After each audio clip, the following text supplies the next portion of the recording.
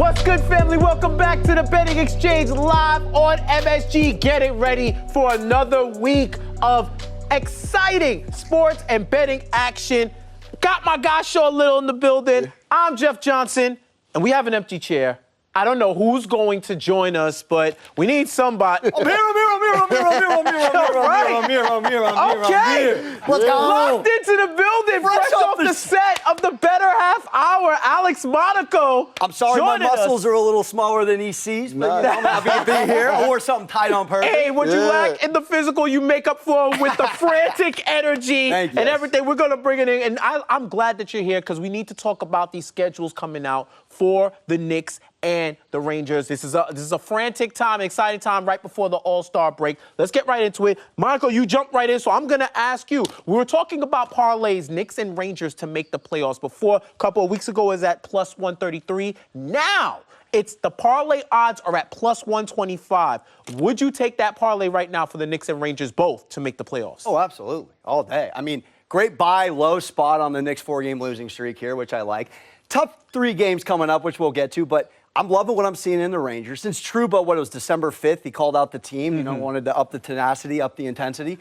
We're seeing an unbelievable Rangers team. So they didn't lead in a lot of these last few games, but they found ways to win, decent road trips. So I'm liking the value and the timing of this. Sean, I think it's interesting that the number actually got closer to favorite, even given the Knicks' current losing streak and with the Rangers and their troubles. What are you seeing? Yeah, came down 10 cents. I wouldn't say absolutely like my guy Monaco, because I'm a little worried about how the Knicks look right now. I think they had a really good stretch where they were getting W's when Julius Randle was going nuts. Now all of a sudden they're asking Brunson to score 30 a night. So it worries me a little bit. But yeah, it's always a good sign when it comes down 10 cents, 135 to plus 125. I'm not worried about the Rangers. I'm a little concerned about the Knicks. All right, well, let's talk about them now because they are on a 4-game skid right now. Their next 3 games are up against the Cavs, the Celtics, and the Nets. The over-under in wins for those 3 games would be 1.5. Would you go over or under for those wins across these next 3 games? Monaco, I'll start with you. I'm going over. Look, they played the Cavs well, played them. I think it was the lowest opponent points per game outing that the Knicks gone against this year, which is huge considering they're giving up 125 per on this 4-game losing streak. I'm loving them against the Nets. Look, they cover against the Nets. They don't beat the Nets. If they're going to take them, it's no KD. That's the time to take them and end this losing streak. Going to Boston, we know the history there. I'll take over 1.5.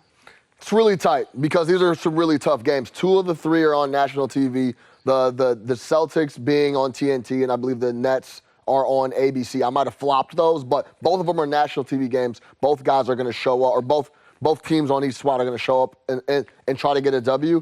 Those are some of the best teams in the NBA. Like, let's be honest. And right now, how the Knicks are playing, if I was looking at if I had to go one way or the other, I would go under 1.5 in that spot. And the 2 are on the road, which is good for the Knicks because they've been playing better on the road. But they're